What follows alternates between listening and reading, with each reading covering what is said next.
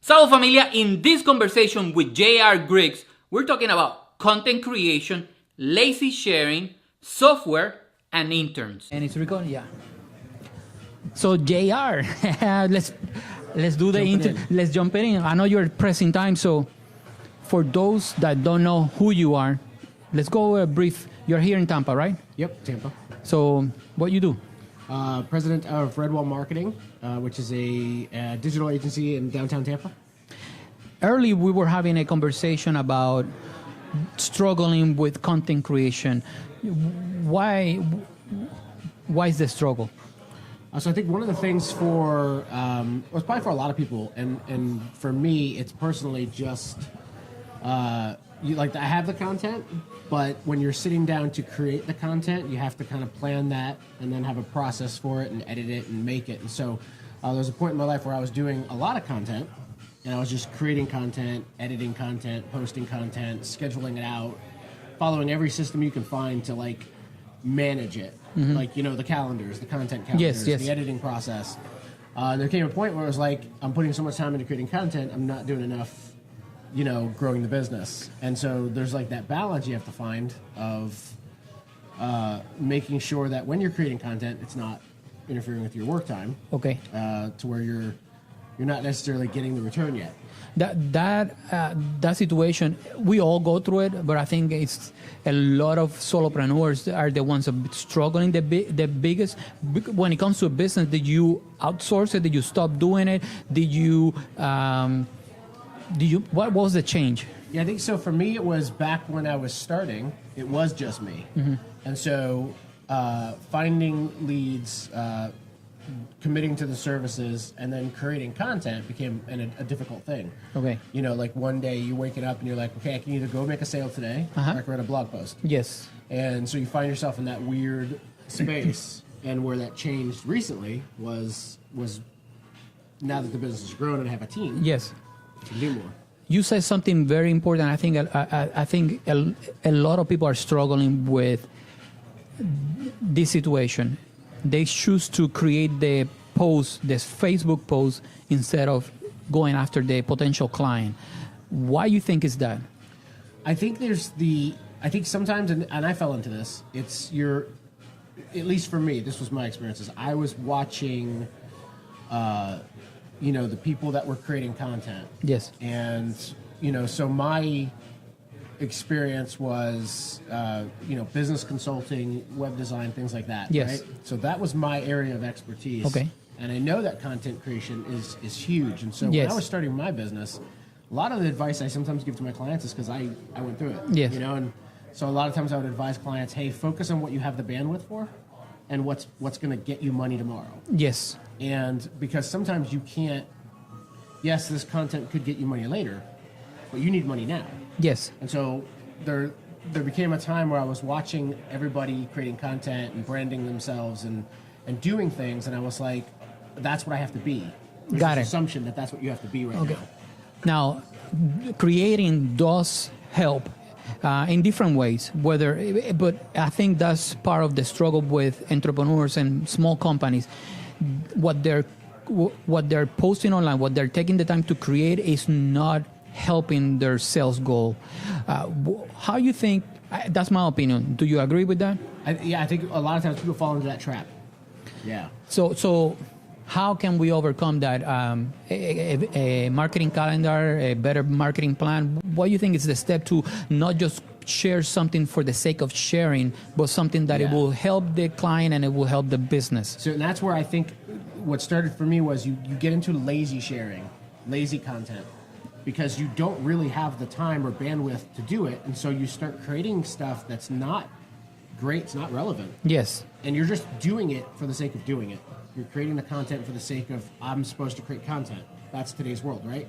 But the reality is that when you're ready to create content, you have the bandwidth, you're also going to have more knowledge and experience. And somebody could say like, hey, you can force the time, you can do this. I've seen a lot of people that say, hey, it's not so hard to do a podcast. You just record it and edit it and blah, blah, blah, right? It's always so simple.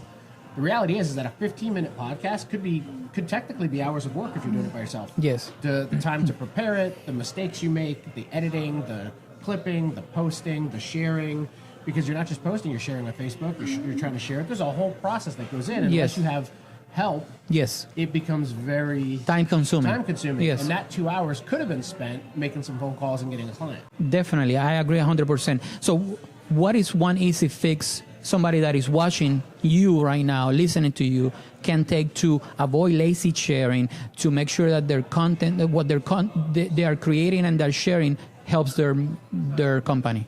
So I think when I typically talk to somebody about this today, I'll say, hey, focus on what you have the bandwidth for. And a good example is social media. Okay. What channel should we be using?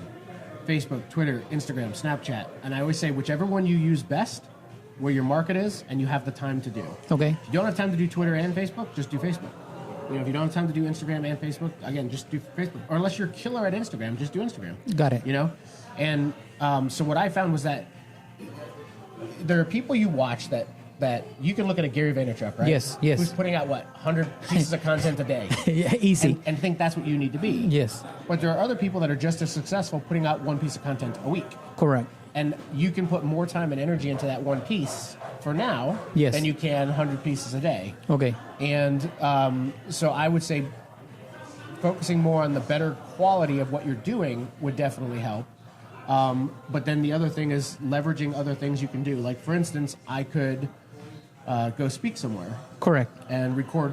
I think that's not well utilized marketing strategy. I think more entrepreneurs need to not only speak, but they need to, what you were about to say, record their speaking gigs. Yeah. So that you can find sometimes you'd be surprised sometimes you can hand somebody your phone and say, hey, can you record this for me?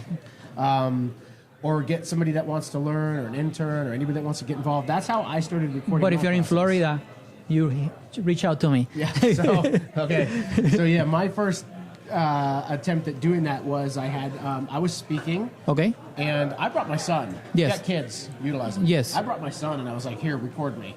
And then I had an intern. Yes. And then now my team's bigger to where I actually could say, somebody, can you start recording these things? And we can start clipping pieces of content to put out there. Got it. And then, I'm starting to blog again. But there's times where I look at it, I'm like, I want to do this blog post, but do I write this blog post or do I do it? So I'm still in that phase. But I know some people shortcut. They audio record.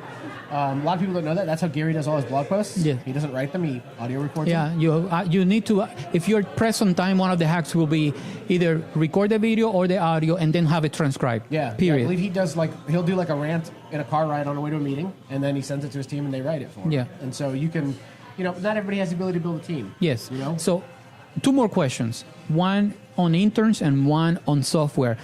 Just to circle back, because I know you're pressed for time, software. What is your favorite pieces of software right now? Do you use software to do you use software to share your content online, or you do it natively? Yeah, so just content. So I personally, and I started this way with clients, is my favorite thing is a phone, because if you don't have the ability to buy equipment, start with your phone, unless you're hiring somebody. Yes. And then for editing and things like that, I was on a PC at first. So I was doing it's called Audacity. Yes, out for audio. So I was using that for the audio. So when I do my podcast, I record it on there. Okay. And clip it on there. And then I was using Camtasia for video Got editing. it. And now that I'm on the Mac, I use GarageBand for audio editing. Okay. And I use ScreenFlow for video editing. Nice. I've been using Hootsuite for years. I know there's other programs that'll blast it out there. So when we do social sharing, but then sometimes we do custom sharing, like we'll customize the message for each, because that's really the ideal way. Yes. Instead of sending the same message across platforms, using each platform the way it's meant to be used is better. But those are the big tools I use, and there's even other versions that are free. You said full contact. When I asked you about the software, you automatically said full contact. What was you said favorite software? Audacity and Camtasia? No, but before we switched to content sharing, you said, I asked you, what's your favorite software? And I think you said full contact. No? No, GarageBand on the Mac for audio and Okay. ScreenFlow. Any other favorite software that is not And for... Hootsuite for sharing it. And something that is not content marketing. What's your favorite software? That's not content marketing? Or business software. Oh, man. We use so many different things. I'm trying to think here. It could be Photoshop. I mean, Okay. like, we use so many different tools right now. Interns. Let me ask you the last question. Interns. And I'm checking the audio levels to make sure I'm not picking, but yeah. Make sure I'm holding straight. Yeah. Interns. What's your recommendation? If I want to hire an intern, what's your advice to me? I want to hire somebody. Yeah, so I got mine by accident, and I researched. I didn't know how interns work. There's a lot of laws on interns. Some people follow the legal route, some don't.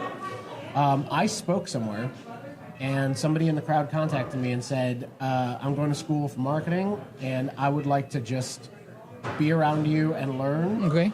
And in exchange, I'll record and do media for you." Got it. And so that was kind of the exchange. I educated her on marketing, and she was in on all the meetings, and she just recorded what I was doing and shot some videos, and then we created a podcast show that we were going to be launching. And So it was a big help. yeah, it was huge because I just had to be there. And another good thing is that I'm actually employing now is that.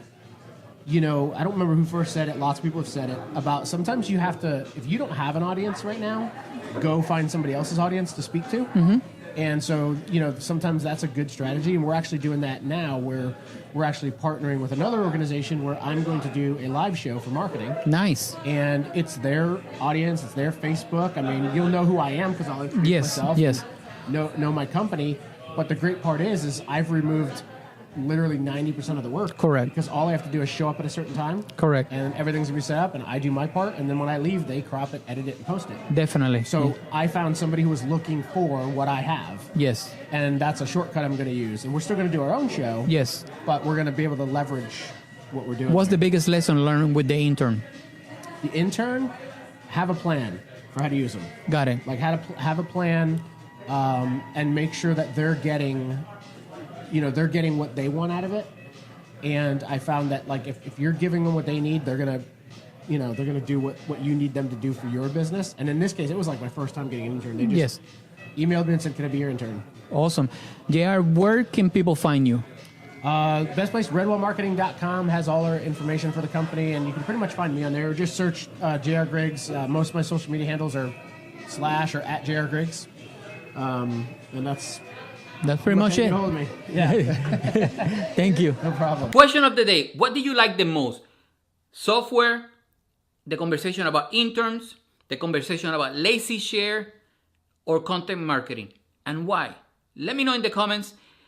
And if you like this video, you know what to do, familia. Like, share, comment. And if you haven't subscribed for some reason, hit subscribe and the notification bell so YouTube can let you know the next time I upload a video. With that said, my friend, see you in the next one. Peace out.